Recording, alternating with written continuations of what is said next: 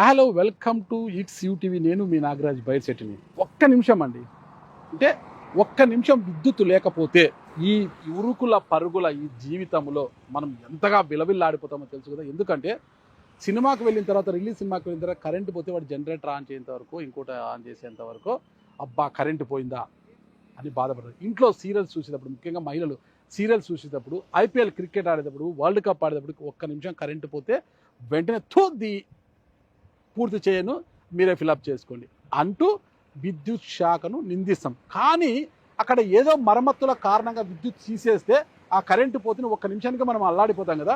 వెంటనే ఏఈకో డిఈకో ఫోన్ చేసి sir current పోయింది ఎప్పుడు వస్తుంది అంటాం. చిన్న మరమ్మతు జరుగుతుంది చేస్తుంది అంటారు. కానీ మరమ్మతులు చేసేది ఏఈ కాదు, డిఈ కాదు. విద్యుత్ శాఖలో కాంట్రాక్టు ప్రాతిపదికన పనిచేసే అట్టడుగు కార్మికులు, ఇకపోతే రెగ్యులర్గా ఉన్న జూనియర్ లైన్మెన్లు, వీరు మాత్రమే పనులు చేస్తుంటారు. అయితే నిత్యం అందరి జీవితాల్లో వెలుగులు నింపే ఈ అట్టడుగు స్థాయిలో ఎవరైతే పనిచేస్తున్నారో విద్యుత్ శాఖలో, వారి జీవితాల్లో మాత్రం, ఆ కార్మికుల జీవితాల్లో మాత్రం వెలుగులు నింపడం లేదు, చీకటి మాత్రమే అలుముకుంటుంది. ఎలా అంటే ఇప్పటికీ కూడా రాష్ట్ర వ్యాప్తంగా జెన్కోలో కావచ్చు, డిస్కంలో కావచ్చు, ట్రాన్స్కోలో కావచ్చు, దాదాపు 28,000 మంది కార్మికులు అట్టడుగు స్థాయిలో కాంట్రాక్టు ప్రాతిపదికన 25,000 రూపాయల జీతంతో పనిచేస్తున్నారంటే వాళ్ళ పరిస్థితి ఏ విధంగా ఉంటుందో అర్థం చేసుకోవచ్చు. ఎంతోమందికి గాయాల పాలవుతున్నారు. అంటే బ్రేక్ డౌన్ సిస్టమ్ కింద పనిచేసే కార్మికులు అంటే పెద్ద పెద్ద టవర్స్ వెళ్తుంటాయన్నమాట. పొలాల్లో కావచ్చు, బయట పెద్ద పెద్ద టవర్స్ వెళ్తుంటాయి. ఆ టవర్స్ పైకి ఎక్కి పని చేసే వాళ్ళకు ప్రమాదవశాత్తు అనుకోకుండా ఎల్సి తీసుకోండి ఎక్కినా, అంటే కరెంటు ప్రసారం అయితే వారు మొత్తం కూడా పైన వాళ్ళ శరీరం అంతా శుద్రపై కింద పడిపోయి ఎంతోమంది కూడా అసూలు బాసరు. లేదంటే కొంతమంది అక్కడే ఆ విద్యుత్ తీగలకి గబ్బిలాల్లాగా వేలాడుతూ కనిపించిన దృశ్యాలు కూడా మనం ఎన్నో చూసామన్నమాట. అలా చెప్పుకుంటే చాలామందికి శరీరం అంతా కాలిపోయి ఇప్పటికీ కూడా దుర్భరమైన జీవితాన్ని గడుపుతున్నారు. అలాంటి వారి జీవితాలలో ఏ పాలకుడు కూడా వెలుగులు నింపే ప్రయత్నం అయితే చేయడం లేదు. గతంలో అసెంబ్లీ సాక్షిగా తాము అధికారంలోకి వచ్చిన వెంటనే విద్యుత్ శాఖలో పనిచేసిన కాంట్రాక్టు కార్మికులను క్రమబద్ధీకరిస్తామని చెప్పిన జగన్మోహన్ రెడ్డి గారు వారి ఊసే ఎత్తకుండా 5 ఏళ్ల కాల పరిమితి తర్వాత ఆయన ఇంటికి చేరుకున్నాడు. ఇప్పుడు అయితే ప్రతిపక్షంలో ఉన్న, ఆ రోజు ప్రతిపక్షంలో ఉన్నప్పుడు నారా లోకేష్ గారు కూడా ఖచ్చితంగా మేము అధికారంలోకి వస్తే వీరి విషయాన్ని పరిశీలించి క్రమబద్ధీకరిస్తామని చెప్పిన ఆయన కూడా ఇప్పుడు నోరు మెదపడం లేదు. మరి వీరి జీవితాలలో వెలుగును నింపేదెవరు? ఎంతోమంది అష్ట కష్టాలు పడుతూ ఈరోజు బతుకు నీడుస్తున్నారు. ఇప్పుడే అనంతపురం జిల్లా బుక్కరాయ సముద్రం సబ్స్టేషన్ దగ్గర అలాంటి కార్మికులు ఎంతోమంది ఇక్కడ ఉన్నారు. వారిని అడిగి వారి కష్టాలు నష్టాలు ఏంటివి ఇక్కడ మనం చూసుకుంటే చాలామంది ఫోల్ పై నుంచి కింద పడిపోయి వెన్నుపూస విరిగిపోయి వీల్ చైర్కే పరిమితమైన ఒక కార్మికుడు, ఒళ్ళంతా మొత్తం కూడా కాలిపోయి దుర్భర జీవితాన్ని గడుపుతున్న మరొక కార్మికుడు, ఇలా చెప్పుకుంటూ పోతే చాలామంది ఇక్కడ ఉన్నారు. వాళ్ళని అడిగి కలిసి వారి యొక్క సాధక బాధలను తెలుసుకుంటాము.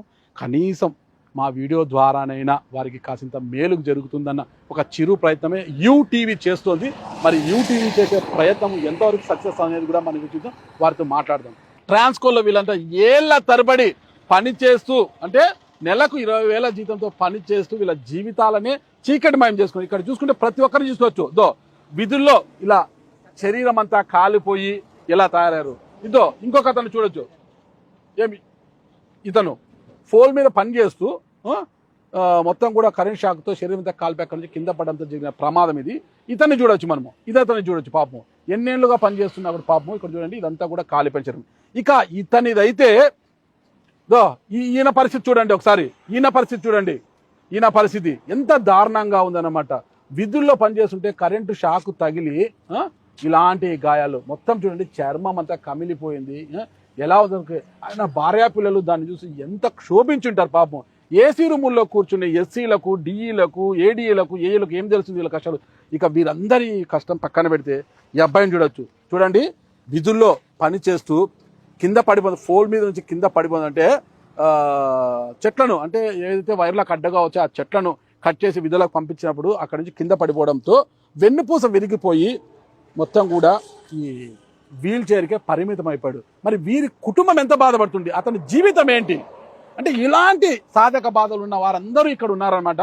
వారందరితో ద్వారా కూడా మనం ఒక్కొక్కరితో మాట్లాడే అసలు వాళ్ళ కష్టాలు ఏంటివి, ఎన్ని రోజుల నుంచి ఇక్కడ పనిచేస్తున్నారు ట్రాన్స్కోలో, ఎందుకు వీళ్ళకి రెగ్యులర్ కాలేదు ఏంటన్న పూర్తి వివరాలు కూడా తెలుసుకుంటాం.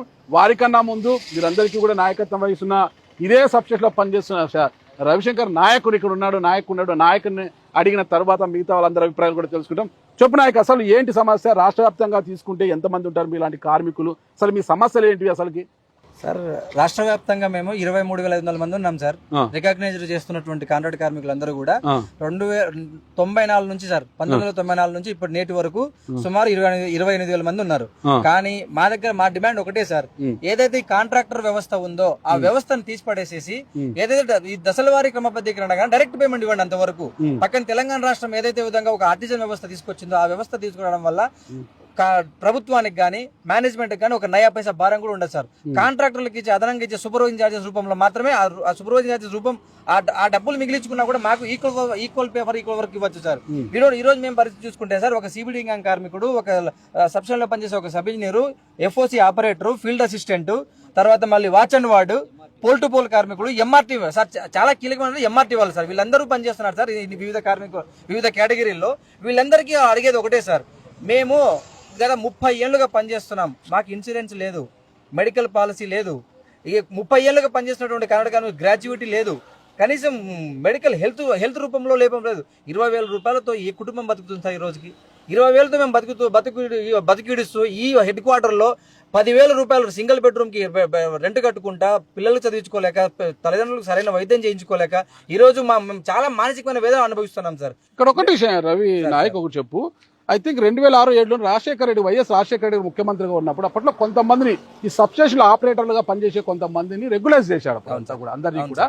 అది వచ్చి పోల్ క్లైంబింగ్ అంటే పోల్ ఎక్కించి, పోల్ ఎవరైతే ఎక్కి దిగుతారో వాళ్ళందరూ కూడా రెగ్యులర్ చేశారు. మరి మీకు కాలేదు అప్పుడు సార్? 2006-07 తర్వాత 11లో సార్ ఏమైందంటే సార్, అప్పుడు గౌరవ రాజశేఖర రెడ్డి గారు ఆంధ్రప్రదేశ్ ఉమ్మడి ముఖ్యమంత్రి ఉన్నప్పుడు ఏంటంటే ఏం చేశారంటే సార్, 7,114 పోస్టులు ఎవరైతే కర్ణాటక కార్మికులు పనిచేస్తున్నారో ఈపీఎఫ్ హోల్డర్స్ ఎవరైతే ఉంటారో వాళ్ళకి మాత్రమే టెస్ట్ పెట్టేసేసి, పోల్ క్లైమింగ్ పెట్టేసేసి వాళ్ళకు ఆ పోస్టులతో భర్తీ చేశారు సార్. మీకు ఈపీఎఫ్ లేదా? ఆ రోజు ఉండింది సార్. ఆ రోజు ఉన్న పరిస్థితుల్లో కొంతమందికి మాత్రమే న్యాయం జరిగింది. ఆ రోజుకి నేటికి అలాగే ఉండిపోయినాం కదా సార్. ఇప్పుడు సబ్స్టేషన్ లో పనిచేసే ఒక సబ్ ఇంజనీర్, డిప్లొమా హోల్డర్ గానీ, ఐటీఐ హోల్డర్, డిగ్రీ హోల్డర్ గానీ, బీటెక్ హోల్డర్, తర్వాత సిబిడి గ్యాంగ్ కార్మికులు సార్. ఆ టవర్ కనబడుతుందా సార్? ఆ టవర్ 120 అడుగుల పైన ఉంటుంది సార్. ఆ టవర్ మీద పనిచేసే సిబిడి లైన్ కార్మికుడికి న్యాయం జరగలేదు, ఎంఆర్టీ కార్మికుడికి న్యాయం జరగలేదు, పోల్ టు పోల్ కార్మికుడికి న్యాయం జరగలేదు సార్. ఏంటి అంటే ఆ వ్యవస్థ అలాగే ఉండిపోవాలా? అప్పుడు మాత్రమే ఆ 7,114 పోస్టులు న్యాయం జరిగింది సార్. తర్వాత ఏమైందంటే సార్, 2019లో అప్పుడు ఉన్నటువంటి ముఖ్యమంత్రి గారు జగన్మోహన్ రెడ్డి గారు సచివాలయం వ్యవస్థ కింద తీసుకొచ్చేసేసి అప్పుడు ఓన్లీ కొంతమందికి మాత్రమే, అప్పుడు ఏంటంటే సార్, ఎవరైతే డిస్కమ్ లో పనిచేస్తున్నారో వాళ్ళకి మాత్రమే వెయిటేజ్ ఇచ్చారు సార్, పోస్టులు ఇవ్వలేదు సార్. వెయిటేజ్ మాత్రమే ఇచ్చి దానివల్ల కొంతమంది లబ్ధి పొందారు, అంతే తప్ప కానీ సార్ ట్రాన్స్కో లో పనిచేస్తున్నా, జెన్కో లో పనిచేస్తున్న కాంట్రాక్ట్ కార్మికుడు ఇంతవరకు ఏ ఒక్కరికి కూడా రెగ్యులరైజ్ కాలేదు సార్. ఏ ముఖ్యమంత్రి కూడా చేయడం లేదు సార్. అప్పుడేమో ఆయన జగన్మోహన్ రెడ్డి గారు పాదయాత్రలో ఆశాంతం మేము వస్తే రెగ్యులరైజ్ చేస్తాం అని చెప్పి డంకా కొట్టుకొని ఆయన ఇంటికి వెళ్ళారు. అవును సార్. తర్వాత ఏంటంటే సార్, లోకేష్ గారు, గౌరవ మానవ వనరుల శాఖ మంత్రి లోకేష్ గారు అప్పుడు సీఎం అప్పుడు జగన్మోహన్ రెడ్డి గారికి ఒక లెటర్ రూపంలో రాశాడు సార్. ఏమంటే కాంట్రాక్టర్ కార్మికులకి వీళ్ళంతా ఇండస్ట్రియల్ డిస్ప్యూట్ యాక్ట్ లోకి పనిచేస్తారు, సో వీళ్ళందరినీ నువ్వు రెగ్యులరైజ్ చేసి సమాన వేతనం ఇమ్మని చెప్పి ఆయనకు లెటర్ రాశాడు సార్ గౌరవ లోకేష్ గారు. సో ఆయన కూడా కోరుతున్నాం సార్, ఏంటంటే సార్ మీరు ఏదైతే మాట ఇచ్చారో వాళ్ళు చేయకపోతే మేము వచ్చినాక మా ప్రభుత్వం చేస్తుందని చెప్పి ఆర్టీపీ వేదికగా మీరు మాట ఇచ్చారు సార్, మేము ఖచ్చితంగా న్యాయం చేస్తాము అని చెప్పి. సో ఈ వేదికగా, ఈ కన్నడ కార్మికుల వేదికగా మిమ్మల్ని అడుగుతున్నాం సార్, దయచేసి మా కుటుంబాలని మమ్మల్ని ఆదుకోండి. అలాగే మా డిప్యూటీ సీఎం పవన్ కళ్యాణ్ గారిని కూడా కలిసాం సార్, జనవాణిలో, ప్రజావాణిలో, వైజాగ్ లో కలిసాం సార్. 2018లో కూడా ఆయన్ని కలిసి కూడా రిప్రజెంటేషన్ ఇచ్చాము. మంగళగిరి కార్యాలయంలో 1,00,000 సార్లు రిప్రజెంటేషన్ ఇచ్చినాం, కానీ ఆ కార్యాలయం నుంచి మాకు ఫోన్లు రాలేదు, మమ్మల్ని ఎవరు పిలిచి మాట్లాడే దాఖలా లేవు సార్. ఇంకో విషయం ఏంటంటే సార్, మాకు న్యాయపరంగా రావాల్సినటువంటి పిఆర్సీలో సార్ ఇంకా కొసమేర్పు ఏంటంటే సార్, దరిద్రం ఏంటంటే సార్, మా దరిద్రము మాకు 2018 పిఆర్సీ ఇస్తారు 2022లో. అంటే మాకు మా రెగ్యులర్ ఎంప్లాయీస్ కేమో 2022 పిఆర్సీ ఇచ్చి మాకేమో 2018 పిఆర్సీ ఇస్తారు. మా వాళ్ళకేమో కూరగాయల రేట్లు 100 రూపాయలు ఇస్తే వాళ్ళకి 100 రూపాయలకి ఇస్తారు, మాకేమో 10 రూపాయలకి ఇస్తారు సార్. అలాంటి దౌర్భాగ్య చేస్తారు. మాకు న్యాయంగా 45,000 రూపాయలు జీతం రావాలి సార్. మేము ఏదైతే ఈ సబ్ ఇంజనీర్లకు, తర్వాత మళ్ళీ ఐటీఐ హోల్డర్లకి, లైన్మెన్లకి, ఆ తర్వాత ఆఫీస్ సబార్డినేట్స్ కి ఇచ్చే మూల వేతనం అడుగుతున్నాం సార్, బేసిక్ వేతనం అడుగుతున్నాం. ఆ బేసిక్ వేతనం ఇవ్వడానికి ఇంత దారుణంగా బిహేవ్ చేస్తున్నారు సార్ గవర్నమెంట్. 16 నెలల పిఎస్సీ 16 నెలల అరియర్స్ ఎగ్గొట్టేశారు మాకు ఈ రోజుకి. 16 నెలల ఈ పాపం ఖచ్చితంగా యాజమాన్యం ప్రభుత్వం అందే సార్. ఆనాడు ఉన్నటువంటి ప్రభుత్వము, నేడు ఉన్న ప్రభుత్వము, ఈనాడు ఉన్నటువంటి యాజమాన్యం మీద. ఎందుకంటే సార్ మేము 1,00,000 సార్లు కలిసిన ఓశ్రీ రేపురా అన్నట్టు, ఈ రోజురా రేపురా, రేపిస్తా మర్నాడిస్తా, రేపిస్తా మర్నాడిస్తా అనుకుంటా నేటికి 2 సంవత్సరాలు అయిపోయింది సార్. 16 నెలల అరియర్స్ ఇవ్వలేదు సార్. ఎంత పాపాన్ని పోగొట్టుకున్నారు సార్ మమ్మల్ని, ఎంత పాపం సార్ మాకు ఇది. మాకు వచ్చే అరకొర వేతనంలో మా రెగ్యులర్ ఎంప్లాయీస్ కి 12 ఇన్స్టాల్మెంట్స్ ఇచ్చారు సార్. వాళ్ళకేమో పిఆర్సీ వేతనం 12 ఇన్స్టాల్మెంట్స్ ఇచ్చారు. మాకు కావాల్సిన ఇన్స్టాల్మెంట్ రూపంలో ఇస్తారా అంటే ఇన్స్టాల్మెంట్ లేదు, నయా పైసా కూడా ఇవ్వలేదు సార్. ఈ దారుణం ఉంది సార్ మా పరిస్థితి. ఇప్పుడు ఎన్నిసార్లు యాజమాన్యానికి అడగాలి సార్, ఎన్నిసార్లు సార్ విద్యుత్ మినిస్టర్ గారు గొట్టిపాటి రవికుమార్ సార్ని కలిసాం, ఆనాడు పెద్దిరెడ్డి రామచంద్రారెడ్డి సార్ని కలిసాం, జగన్మోహన్ రెడ్డి సార్ని కలిసాం, డిప్యూటీ సీఎం గారిని కలవడానికి ప్రయత్నం చేస్తున్నాం, మా లోకేష్ గారిని కలవడానికి ప్రయత్నం చేస్తున్నాం. లోకేష్ గారు ఒక స్టెప్ ముందుకేసి మేము న్యాయం చేస్తామన్నారు సార్. ఆ న్యాయమే ఈరోజు కోరుతున్నాం సార్. ఈరోజు చూడండి సార్, ఆయనకి ఈ రోజు 15 ఏళ్ళు పనిచేసినాడు సార్. 15 ఇయర్స్ సిబిడి గ్యాంగ్ కార్మికుడికి పనిచేస్తే ఈ రోజు ఏం పరిస్థితి ఆయనకంటే నయా పైసలు వాళ్ళ సిబిడి మన గవర్నమెంట్ నుంచి. ఇది వీళ్ళని నాయకత్వం వహించే రవిశంకర్ నాయక్ చెప్తున్నది. అయితే వీరి కష్టాలన్నీ ఎలా ఉన్నాయి ఏంటనేది మనం వీల్ చైర్ లో కూర్చున్న ఈ కార్మికులతో ఏం పేరు బాబు పేరు? బలరాం నాయక్. నాయక్ సార్. నీ పేరు పూర్తి పేరు? నా పేరు బలరాం నాయక్ సార్. బలరాం నాయక్. అసలు నీకు ఈ పరిస్థితి ఎందుకు వచ్చింది? నువ్వు ఎన్నేళ్ళ నుంచి ట్రాన్స్కో లో పనిచేస్తున్నావు, అసలు ఏంటి చెప్పు సార్. 2012 నుంచి పనిచేస్తున్నాను సార్ నేను డిపార్ట్మెంట్ లో, సిబిడి గ్యాంగ్ లో సార్. మా సార్ గుత్తి సార్, గుత్తి పక్కన లక్ష్మీ తాండ సార్ నాది. అవును సార్. నేను ఐటీ దాకా చదువుకున్నాను సార్, 10th క్లాస్ దాకా చదువుకున్నాను సార్. అవును సార్. నేను గుత్తిలో చెట్టు కొడుతూ ప్రమాదశాతం కింద పడిపోయి నా ఫైనల్ కార్డ్ ఇంజురీ అయిపోయింది సార్. నువ్వు ఏ రోజు విధుల్లో పాల్గొన్నావు? 2012లో సార్. 2012లో